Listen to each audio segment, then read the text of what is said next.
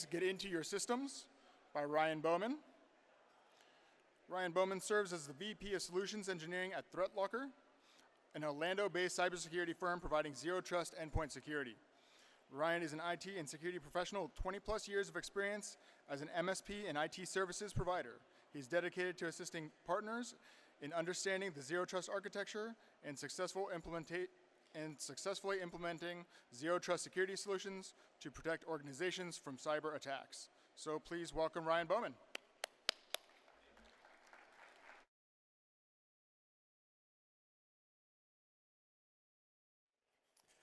All right, so how do cyber criminals attack us today, right? That's what we all are tasked with on a daily basis, of defending ourselves against these cyber gangs. And I had the privilege, I guess you would say, of being in Vegas just a couple of weeks ago, several days after MGM had a really bad day. And they experienced firsthand what it's like when a cyber gang really comes after you. So let's dive into that a little bit. For just a moment, we're going to put our hacker hats on and put ourselves in the position of those who are attacking us and see what that looks like from their perspective. What do they want from us? Well, they want money, right? The end goal is figure out how we're going to make money off of this attack. So what do you have that has value to them? Well, it's your data, right? Whether that's selling that data on the dark web, whether that's leveraging that data to launch other attacks, or whether it's an extortion ransomware attack where they would get, hopefully you, to pay them money. Turns out that the people that they've stolen the data from place the highest value on that data, and that's why we have ransomware. So, how are they going to get this data, right? Where's the data live? Well, it's on your servers, right? They might be on premises, they might be in the cloud, but your data is housed on some set of servers somewhere, wherever they might be. Now, I think it's fair to say that you invest a significant amount of effort and probably money and time to protect that data. If you're using cloud services, those vendors, Microsoft, Google, Amazon, these folks, they're also providing and putting a lot of investment into protecting that data, because nobody wants to experience the breach and get that publicity that goes with them. So how do the attackers then gain access to that data? Well, it's typically through the endpoint, right? If you as a user, if the users in your organization have access to that data, and an attacker can compromise that end user or their computer, they have a gateway into that data. I hear all the time from people I talk to, well, I'm not too worried about that, my data's in the cloud. And that's great, and you protect that well, but if somebody else has access to that data and that person or that device gets compromised, the attacker then has that same access. Now, the way they're coming after us has evolved over time. Now, I remember early in my IT career when basic viruses kind of came around. The first really big one that I remember was the love bug virus, they called it, the I love you email. Anybody remember that one? Yeah, I got some people that are as old as I am or older. And it was mostly annoying, right? It didn't really do a lot of damage. It had some comments in there about telling Bill Gates to make better software and things like this. But it was a very widespread attack. And so we've moved on from there to where the attackers have said, let's figure out how we can make money on this. If we're going to attack people, let's get some money back. Adware, spyware, and so on and so forth. It continues to escalate until today. What we're mostly concerned about is ransomware. Now, it's not the only type of attack that we're concerned about, of course, but it's the most prevalent one, right? It's the most damaging, it's the most severe one that we all definitely want to, well, we want to avoid all of them, but that's the big one. That's the big day that we're all trying to hope never happens to us, right? And so along with that, the ways that we have protected ourselves has changed as well. In those love bug virus days, we all ran Norton antivirus. Wasn't that great, right? But that has changed. That wasn't adequate anymore. As the attacks ramped up, we've had to upgrade to better AVs, adding heuristics and AI and EDRs and SIMs and SOCs, and all of these things we're piling in our environments to try to identify when somebody's coming after us, when we're under attack, in an effort to be able to stop that. The problem is that there usually seems to be a bit of a gap between those two. right? We're always seems like we're paying a little bit of catch up. We figure out how to stop attacks, the attackers find a new way to attack. And so we figure out how to stop that. And so it goes back and forth, trying to play catch up to the bad guys. Now let's add on top of that. So all the ones in red there are obvious attacks, right? Very, very bad things that are running inside, or if they try to run inside your environment, it's a bad thing. Now, what about something like an IP scanner? That's not malicious software, right? But it can be used in a malicious way. When we come in IR after attacks, we almost always will find IP scanners running in the environment of some kind, right? Because they're great, right? Let's figure out what's on the network. You guys probably use them all the time. Let's find this thing. Where is this thing on the network that I can't seem to figure out? Let's scan the network, see if we can detect it. And isn't that great if you're an attacker? Let's figure out where is the data? Where are your servers? What other network segments might I be able to find to try to connect to and maybe expand my attack surface even further? Now, backup software is an interesting one. You say that's your fail-safe plan, right? You got good backups. If the worst happens, if we have to, we can restore from backup. And you're all testing your backups regularly, so you're very confident in your ability to do that, right? Good. But here's the problem, potential problem, is that most of these protection tools that we're talking about are designed to make sure your backup job can run, right? If you're sending mass amounts of data to the cloud or to a backup repository somewhere, that's expected because it's backup software. Well, what if as an attacker, I could get somebody inside your organization to run a legitimate backup tool, not a malware, not a made-up backup utility that's exfiltrating data, a legitimate piece of backup software, and use that to back up all the data that I can find to a cloud repository that is not yours. Steal your data using a legitimate piece of software. Right? These are the ways that some of these attacks are starting to morph. Instead of just trying to run bad things, let's use some of the things that you don't expect to be bad and use them in a nefarious way. What these all have in common is they're just software. Right? Whether it's a piece of malware that's going to do something bad, whether it's an IP scanner or backup software, or even any piece of software that's part of your productivity suite, it's just software. Written in the same languages, same coding methods, of course, the end result of what the software does is where the difference is. So one of the ways that we protect against that, of course, is to allow what you need and block everything else, right? Allow listing. Only allowed applications can run.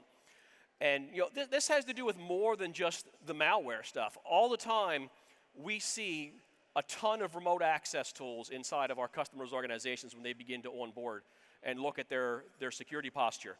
You guys, I'm sure you have some remote access tools that you use to connect to the machines, but you probably only have one, maybe two if you have a backup system. We will routinely find 4, 5, 6 different remote access tools inside of an organization that security and IT aren't even necessarily aware of, allowing other potential opportunities for somebody to get inside of the network. So allow what you need and block everything else is really the foundation of zero trust, right? And zero trust is simply only grant access where it's needed. And we just made up a new word because we've been doing this for a long time. It's called least privilege. Now, I think we've probably expanded upon what we used to think of as least privilege, and we use that and apply that in some new ways. But it's really, that's what zero trust is, an extension of what we think of when we think of least privilege in only allowing people to have access to what it is that they actually need. Now, let's ramp it up another notch. Fileless malware living off the LAN is an attack method that's very, very prevalent today. Right? If I can't get you to run new software on your computer, what if I can just use what's already there? Right? And whether that's Windows components, which we'll get into in a minute, or whether that's a legitimate piece of software that might have a vulnerability, right? Or a feature, in quotes, as some vendors might sometimes call them. You remember back a number of months ago when Microsoft decided that we would re-enable macros by default? Remember that? We just flipped the clock back to 1990. Now, thankfully, they reversed that pretty quickly. But what if they didn't? What if they decided that macros are good again, and we're going to let people freely use macros.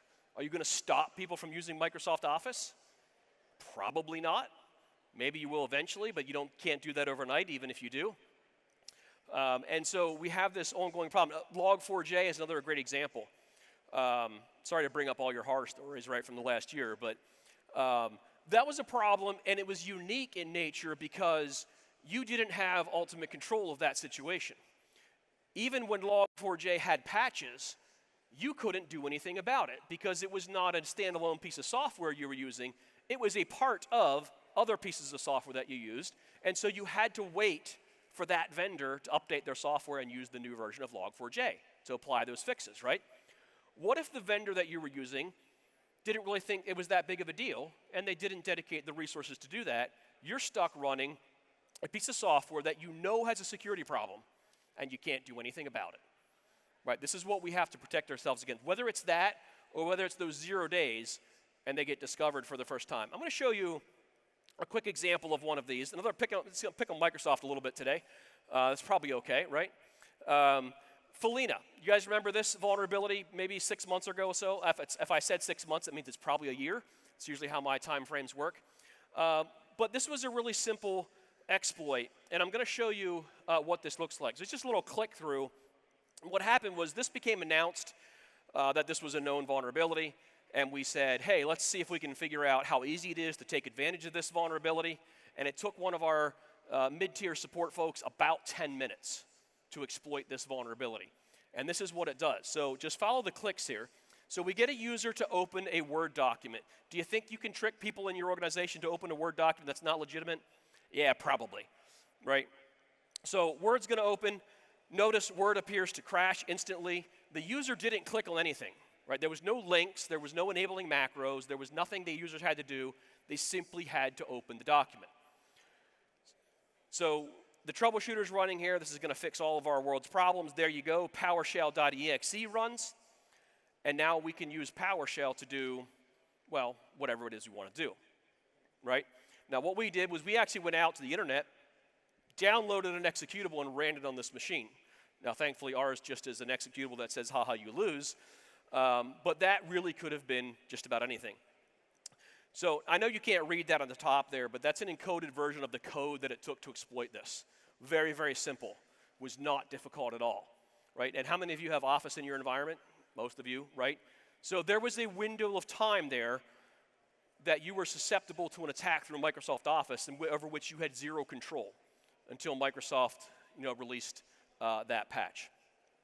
Something like 87% of attacks utilize PowerShell. One of the things that I like to do is when they write up these reports of how organizations got breached, and sometimes it's 6 months or more down the road after a breach occurred, somebody will write up a nice detailed report of exactly how they carried out that attack.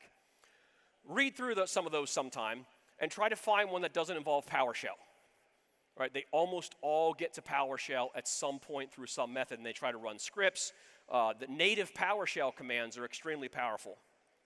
So once we have that access, again, you guys know what you can do with PowerShell. You guys use it all the time, I'm sure, right? You can do almost anything with PowerShell. Download and run an executable like we did. That could be ransomware. It could be any kind of malware. It could be installing a backdoor. It could be kicking off a backup job, like I mentioned earlier, of a legitimate piece of backup software. Or I could just steal your data using PowerShell, right? 3CX, you guys, I'm sure you saw that in the news. 3CX, through its vulnerability, went out to GitHub and downloaded malware, right? Which is also a very common tactic. Rather than planting the actual malware on the machine that I'm attacking, let's put something a little more benign on there, something that's not necessarily immediately doing something bad. Use that piece of software, maybe it's a random DLL, something like that that's running, have that file be what establishes a connection out to a remote source, whether it's GitHub, some other server that's being hosted somewhere, have that download the code that's going to execute on my machines. A little bit harder to detect, right? Rather than just up and running a executable from the machine itself. Another way that these attacks can be leveraged, this is a little fun one that I like to play around with. You guys familiar with rubber duckies? Those? Okay, not that kind, but that kind.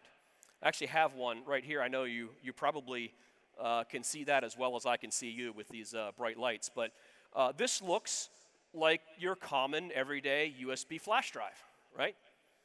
It is not a USB flash drive. It's a disguised USB flash drive. There's a little chip in here that makes your computer detect this as a keyboard when you plug it in. So if you have something in place to control mass storage devices, removable storage, it's not what this is. That chip has pre-programmed keystrokes on there that will immediately begin to execute, and it types much, much faster than I can type on your screen. And of course, you can do it inside of hidden windows. So what I have this one set up to do is to run PowerShell, followed by native PowerShell commands using nothing but native PowerShell to scan all the data folders that you have access to and upload it to Google Drive in seconds. And, well, actually less than a second probably it takes to actually run that because it can type really fast, right? So whether it's one of these, whether it's through a vulnerability, if the attacker gets access to PowerShell, options are all but limitless. When I learned about these a couple of years ago, as I go about my days and weeks and walk into places of business, all I see now are exposed USB ports. And I think every time, boy, that's a easy attack vector. I had one of my kids at the doctor a couple of months back. The nurse walked out of the office. They left the computer unlocked, of all things. Whether it was locked or not wouldn't have mattered. I could have plugged one of these things in there and gone to town. In fact, maybe a year ago or more now, a Tesla employee was offered $1 million from a Russian hacking agency to plug one of these into a computer inside the Tesla factory. Now, they didn't do it. They reported it. But that's the type of attacks that are actually happening. It's actually a real thing. We like to play with them, only for educational purposes, of course. But they can legitimately be used. So what we hear a lot is, well, I've got all of these things like I referenced earlier. And in fact, these even use AI now. Isn't that fantastic? Because AI is going to solve all of our problems. You know that, right? Right? And so we are just phenomenally protected with this great AI. Now, we went to ChatGPT recently and said, create me code to establish a reverse shell connection, right? So reverse shell is simply going to establish a network connection to an attacker's computer and give the attacker shell access back into that machine. And then once you have that, of course, you can do anything you could do on that machine. So we run this, and nobody picks it up, right? Because it's different every time, right? When you're creating brand new code, there's a delay, there's a time period in order for it to be detected, because that's back to the catch-up that I talked about earlier, right? When there's a new iteration, the tools have to identify that and then respond accordingly. We also had ChatGPT write some VB code to when we open Excel to download an executable and run it on our machine, right? And ChatGPT was kind enough to do that for us. So if you have AI protecting you and AI being leveraged to attack you, which AI wins, right? That doesn't mean you shouldn't use it, right? AI can certainly be helpful, and it's not that we're saying it's all bad, but it's hopefully you're not viewing that as your silver bullet. This is going to solve all of my problems. So think about that. So the reason that I'm talking about all these things is because each application that's on your computer, by and large, has access to everything that you as a user have access to. Application A is on your computer to do one specific task or set of tasks. Application B does another, and so on. But there's nothing that prevents those applications from crossing over, whether it's data, network connections, these kinds of things. And so that's why the vulnerabilities and supply chain attacks that are really ramping up are really leveraged heavily by attackers, because if they can just get one, they can just get access through one thing, they can jump from there to everything else that's on your computer, and then from there to network locations and so forth. So the way that we protect against this is with what ThreatLocker calls ring fencing, putting controls in place around what our applications actually need to do on our system. And so we look at zero trust as evolving a little bit, like I mentioned earlier, least privilege. So we used to just let everything run, right? And then we said, well, let's stop bad things by using antivirus software once we know about them. And hopefully you've gone to a point where we're only trusting our good apps. That's the allow listing. It can only run if it's a good app. But we really need to evolve to only allow our good apps to do good things, only to do the things that they are there to do. And when they step outside of the boundaries of what we normally expect that application to do, that should be a concern for us. So take it back to the Felina example. Microsoft Office ran, we had that code in there, and Office went out and grabbed PowerShell, and then PowerShell did its thing, right? Why does Office need to talk to PowerShell? Is that something that happens if your users are going about their day using Microsoft Office? Is Office leveraging PowerShell for some reason? No, it's not, by the way, if you're not sure. It's really not, okay? So that's something that doesn't need to happen. That's a control mechanism that can be put in place to say, Office does not need to talk to PowerShell, or any other system-level tool for that matter, command prompt and C-script and so forth. Those system-level tools that you guys like to leverage to make your job easier, that's great. But the end user, through a common everyday application like Microsoft Office, has no business being able to leverage those types of tools. Same with the 3CX example going to GitHub. 3CX is a VoIP, soft phone. What's it doing to GitHub? Right, it's not a thing that it needs to do. So there again, that can be controlled. If that's a task, an action that application does not typically do for the purposes that it's there for, then it shouldn't be allowed to do it. I mentioned the backups earlier. Your backup only needs to be able to talk to your backup repository, whether that's cloud, whether that's on-prem, probably both. You know what they are. You know where those backup repositories are. Why is your backup software allowed to communicate anywhere else on the network or even on the internet for that matter? If it doesn't need access to that data location, start to control that. So the three main ways that we look at controlling to really lock these systems down is what applications can you interact with? Each application, you might have some interaction between multiple applications from integrations and things like that, but that's probably somewhat limited. Most of our applications just do their job by themselves. They don't need access to other applications. If they do, they certainly don't need access, in most cases, to those system-level tools. Data is a big one as well, right? Do they need access to all of your data? You probably have a couple of repositories where you put your Office documents. Maybe you've got, sales has some quoting databases they have somewhere, and the list goes on, right? Each application has its data that it needs access to, and it probably only needs access to that data. So if we go back to those vulnerabilities, and through, say, Office, why does Office have access to your ERP database, for example? Right? Doesn't need it, probably doesn't use it on a regular basis, so why does it have that access? So if we start to limit and control where our different applications can reach out to, what they can connect to, what data they can see, we mitigate a lot of the risk, or at minimum, limit the amount of damage that can occur if that happens to our application. And then there's the network and the internet, right? Most of our applications don't even really go to the internet for much of anything, except for one place. If it's a cloud application, of course, it goes there. But we know where that is. We know what domain that's going to, right? It doesn't need to go to the entire internet, right? So when I referenced earlier the attackers going out to the internet to download malware, if our applications can't talk to the internet except for the specific locations that we know they need to talk to, they're unable to download that malware. Right, unable to establish, the attacker server's access to where it is that they're holding the malware that they want you to download. This was one other example I just thought of here is the SolarWinds Orion. Going back a little bit further, you guys probably remember that, right? That was another fun time. And that's what that did. It went out to the internet and downloaded the malware.